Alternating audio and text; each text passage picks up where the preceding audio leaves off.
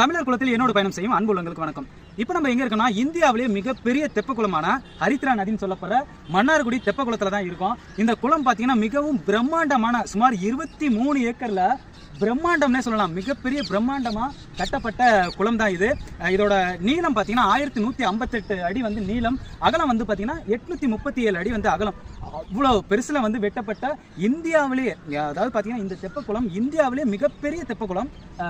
காசிக்கு இணையான ஒரு தீர்த்த குளம்னா அது வந்து இந்த குளம் தான். இந்த தெப்பக்குளத்தை சுற்றி பார்த்தீங்கன்னா விளக்கு மாடம், நம்ம எப்போதும் வந்து நிறைய விளக்கு மாடம் பார்த்துருக்கோம். ஆனால் இங்கே இருக்கிற விளக்கு மாடம் பார்த்தீங்கன்னா முக்கோண வடிவில் குளம் சுற்றியே இருக்கு. நீங்கள் யோசிச்சு பாருங்களேன், அந்த காலத்தில் இந்த குளம் முழுக்கவே அந்த விளக்கு மாடத்தில் விளக்கு ஏற்றி இந்த குளம் இருக்கிறப்ப எவ்வளோ அழகாக இருந்திருக்கும். ஆனால் இன்னைக்கு இங்கே உட்காந்து அமர்ந்து எல்லாரும் குடிச்சு பாட்டிலெல்லாம் உடைச்சி இதை வந்து கொஞ்சம் பராமரிப்பு இல்லாமல் தான் வச்சிருக்காங்க. என்ன காரணம்னா, இதோடைய வரலாறு யாருக்கும் தெரியாது. இதனுடைய வரலாறு யாருக்காவது எல்லாருக்கும் தெரிஞ்சுன்னா இந்த இடத்துல வந்து அசுத்தம் பண்ண மாட்டாங்க. இதோட வரலாறு கண்டிப்பாக அரசு